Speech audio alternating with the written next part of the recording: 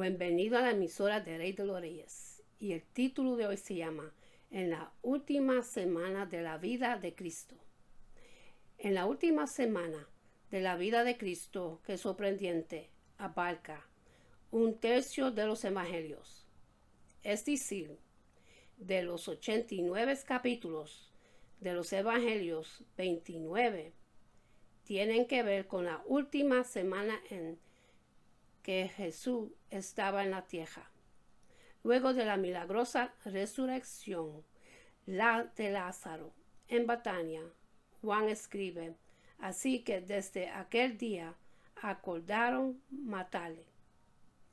Por tanto, Jesús ya no andaba abiertamente entre los judíos, sino se alejó de ahí a la región continua al desierto, a una ciudad llamada Efraín, y se quedó ahí con sus discípulos.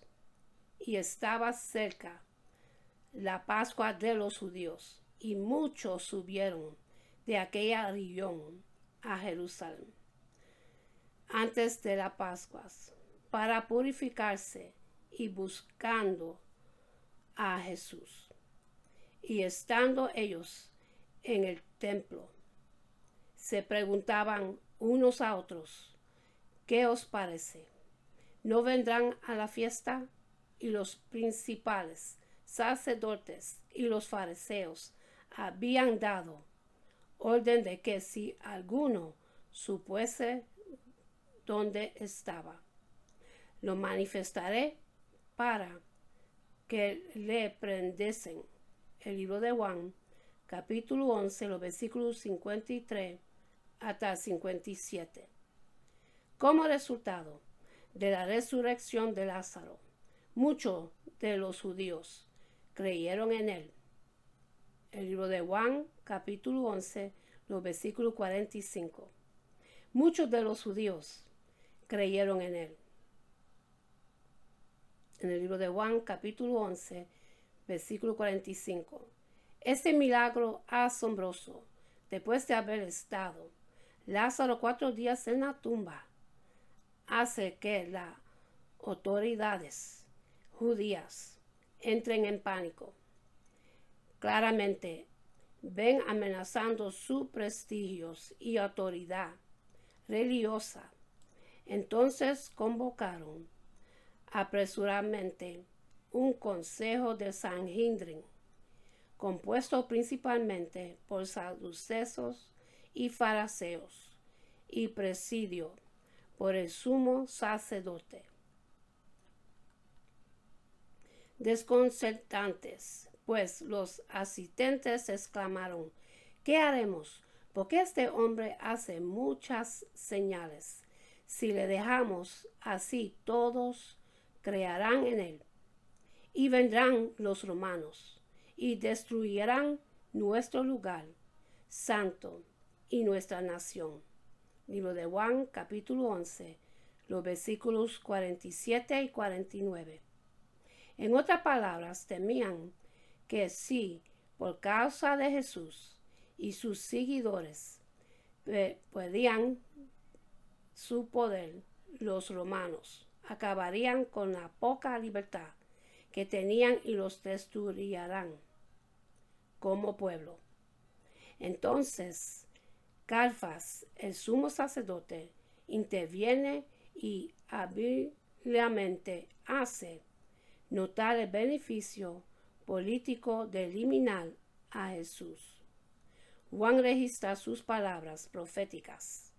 Entonces Caifás, uno de ellos sumo sacerdote, aquel año les dijo: vosotros no sabéis nada, ni pensáis que nos conviene que un hombre muera por el pueblo, y no que toda la nación perezca. Esto no lo dijo por sí mismo, sino que como era el sumo sacerdote, aquel año profetizó que Jesús había de morir por la nación, y no solamente por la nación, sino también para congregar en uno a los hijos de Dios que estaban dispersos. Así que desde aquel día acordaron matarle. El libro de Juan, capítulo 11, los versículos 49 hasta el 53. Caifás no tenía idea que estaba cumpliendo una antigua profecía acerca de la venida del Mesías y su sacrificio como el Cordero de la Pascua, para pagar así la pena por los pecados de la humanidad y convertirse en su redentor y supremo sacrificio por sus pecados. Veas el libro de Isaías, capítulo 53 hasta 83. Voy a leer un poco hasta el 8. Despreciado y desechado entre los hombres, varón de dolores, experimentando enquebrantado, y como que escondimos de él el rostro, fue menospreciado y no lo estimamos. Ciertamente llevó él nuestras enfermedades y sufrió nuestros dolores, y nosotros le tuvimos por azotados, por herido de Dios y abatido. Mas el herido fue por nuestras rebeliones, molido por nuestros pecados, y castigo de nuestra paz fue sobre él, y por su llaga, fuimos nosotros curados. Todos nosotros nos descarriamos, como ovejas, cada cual se apartó por su camino, mas Jehová cargó en él el pecado de todos nosotros. Angustiados él y afligido, no abrió su boca, como cordero fue llevado al matadero, y como oveja delante de sus tranquiladores, enmudeció y no abrió su boca. Por cárcel y por juicio fue quitado, y su generación, ¿quién la contará? Porque fue cortado de la tierra de los vivientes, y por la rebelión de mi pueblo fue herido. El libro de Juan, capítulo 1, versículo 29, y también está en el Evangelio de Mateo, capítulo 20, versículo 28, el libro de Hebreos, capítulo 9, los versículos 11 hasta 14, y también capítulo 10, los versículos 1 hasta 15. Refiriéndose a Caifás, por una misteriosa ironía, interpretó el verdadero significado de la muerte de Jesús, aunque de una manera directamente opuesta a cómo la entendía. La muerte de Jesús, urdida por Caifás y los otros miembros del consejo, no era solo por la salvación de Israel, sino por todos los hijos de Dios dispersos en el extranjero, no solo aquellos en diferentes lugares, sino también los alejados cultural y espiritualmente. Toda la humanidad, judíos y gentiles, esclavos y libres, hombres y mujeres, se sentirá atraída hacia Jesús levantada. En el libro de Juan, capítulo 12, versículo 32, participando en una vida común con él y con los demás. De esta reunión es lo que Juan le habla a la iglesia. Los dispersos de Dios serían reunidos por Jesús en una familia. Nota sobre el libro de Juan, capítulo 11, versículo 49. Entonces Caifás, uno de los sumos sacerdotes aquel año, les dijo: vosotros no sabéis nada. Entonces se toma la decisión y el concilio empieza a confabularse para matar a Jesús. Consciente de sus planes, Cristo se retira a Efraín una área solitaria al noreste de Jerusalén, hasta que llegue el momento adecuado para entrar a la ciudad. Entre tanto, las autoridades judías emiten el que equivalente a una orden de arresto contra él. El relato continúa así. 6 días antes de la Pascua vino Jesús a Betania, donde estaba Lázaro, el que había estado muerto, y a quien había resucitado de los muertos, y le hicieron ahí una cena. Marta servía y Lázaro era uno de los que estaban sentados a la mesa con él. Entonces María tomó una libra de perfume de nardo puro, de mucho precio, y ungió los pies de Jesús, y los enjugó con sus cabellos. Y la casa se llenó de olor del perfume. Y dijo uno de sus discípulos, Judas Iscariote, hijo de Simón, el que le había de entregar, porque no fue este perfume vendido por 300 denarios y dado a los pobres. Pero dijo esto, no porque se cuidaría de los pobres, sino porque era ladrón, y teniendo la bolsa sustraída de lo que se echaba en ella. Entonces Jesús dijo, déjala para el día de mi sepultura. Ha guardado esto, porque a los pobres siempre los tendréis con vosotros, mas a mí no siempre me tendréis. Gran multitud de los judíos supieron entonces que él estaba ahí y vinieron, no solamente por causa de Jesús, sino también para ver a Lázaro, a quien había resucitado de los muertos. Pero los principales sacerdotes acordaron dar muerte también a Lázaro, porque a causa de él muchos de los judíos se apartaban y creían en Jesús. Juan capítulo 12, los versículos 1 hasta el 11. Note la desesperación de estos líderes religiosos al darse cuenta de la posibilidad de perder su riqueza, poder y prestigio. Llegaron a la conclusión de que era conveniente matar tanto a Jesús como a Lázaro, pues no podían negar que Jesús lo había resucitado milagrosamente de los muertos, y ahora había muchos testigos en Jerusalén que estaban dando testimonio al respecto.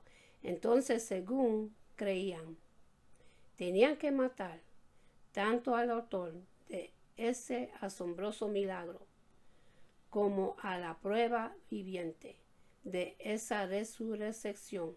Jesús asiste a su cena en Betania.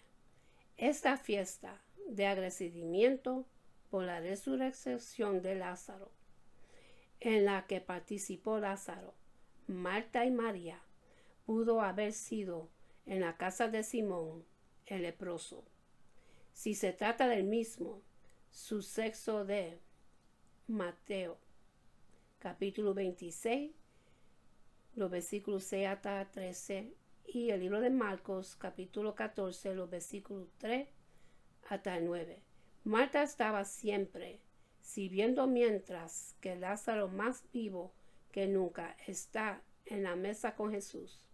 Incluso uno casi puede escuchar la alegría y la risa sigue de su animada conversación mientras comen y beben.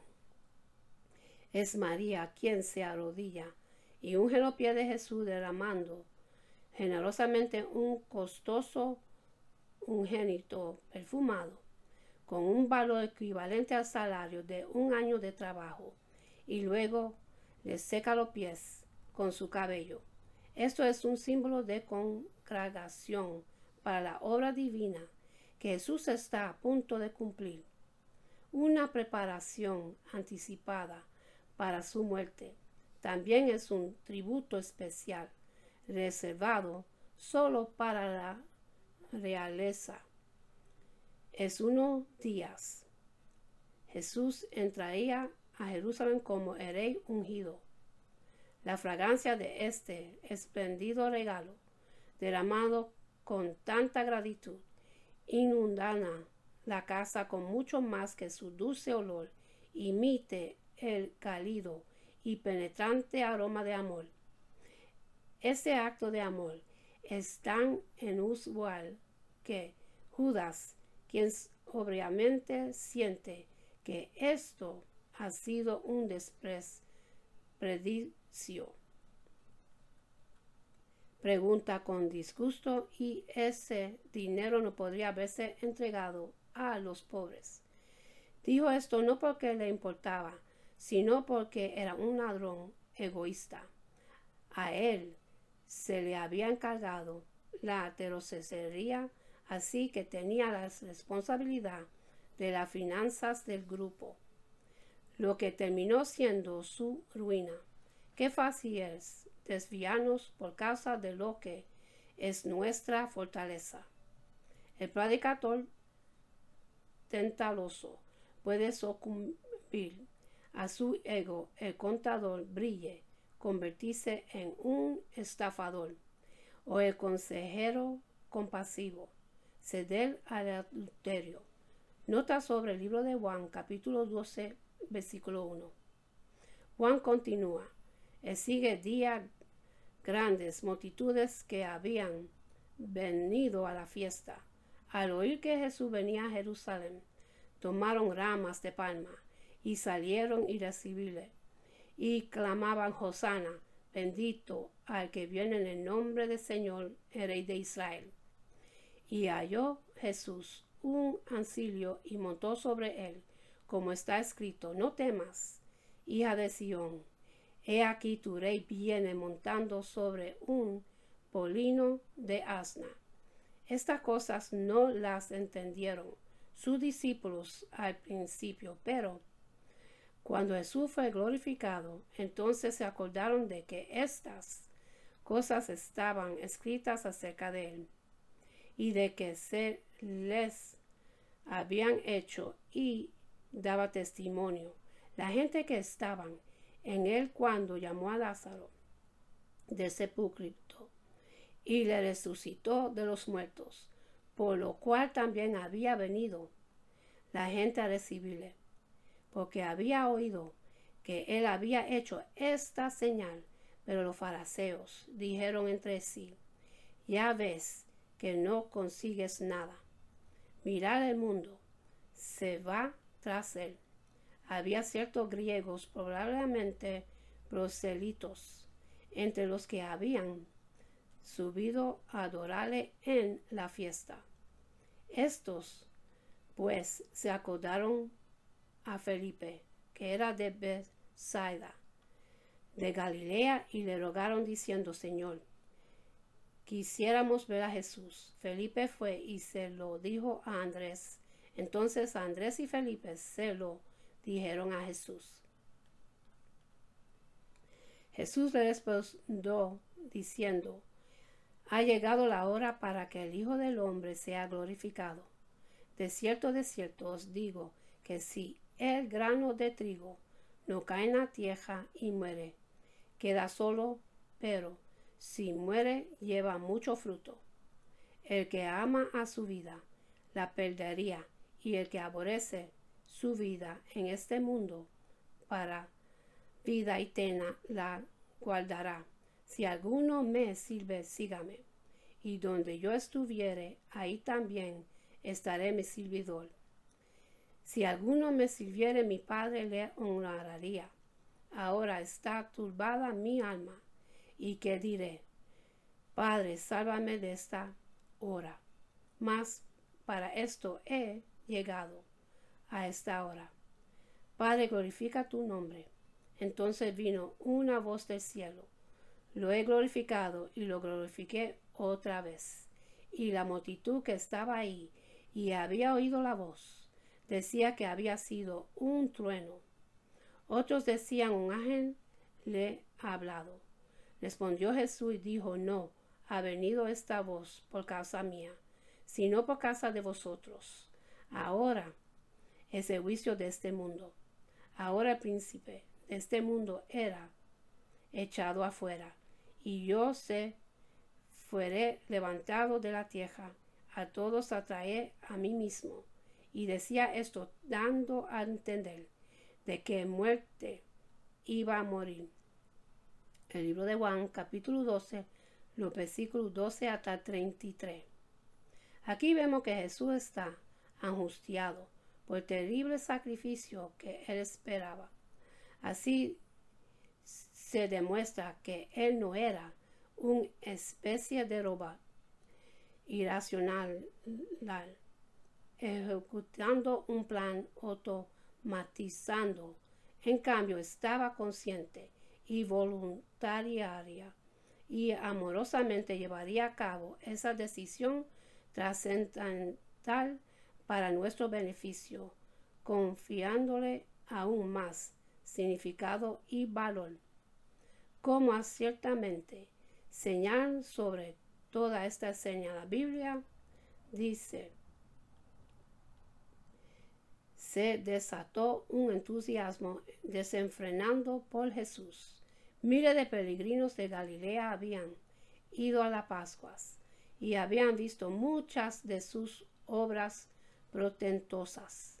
Poco antes había rehusado ser un Mesías político, aunque pensaron quizás ahora fuera el momento oportuno. Jerusalén era la ciudad del gran rey y él estaba acercándose, agitando ramas de plana, símbolos de victoria. La gente gritaban, Hosana, que en hebreo significa por favor, sálvanos, oh, sálvanos ahora. Libro de Salmos, capítulo 118, versículo 25, lo cual se convirtió en un grito de alabanza, citando el Salmo 118, versículo 26. Le atribuyeron títulos mesiánicos, el que vive y rey de Israel. El hecho de que Jesús entrara a la ciudad en un polino era una señal de paz. No llegó en un caballo de guerra, ni llevaba una espada, ni tampoco una corona. La multitud siguió aumentando. La noticia del señal de gran milagro, Lázaro resucitó de los muertos, se extendió por la ciudad y otros grupos salieron a su encuentro. Fue un día de gran aclamación popular, pero lamentable, la gente tenía poca percepción espiritual.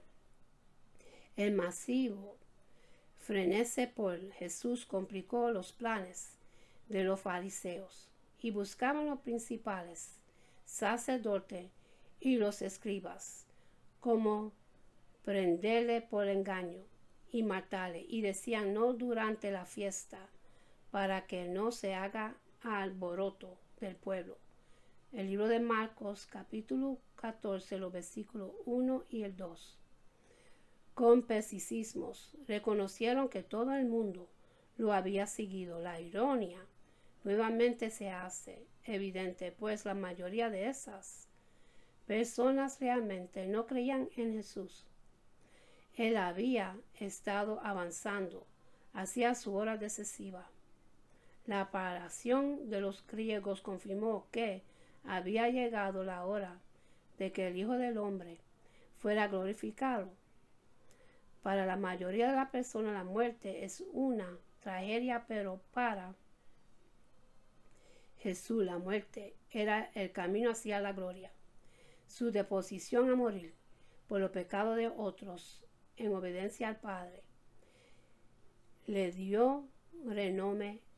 De cierto digo, antecede a una afirmación solemne la analogía de un grano de trigo que muere en el suelo para producir muchas semillas.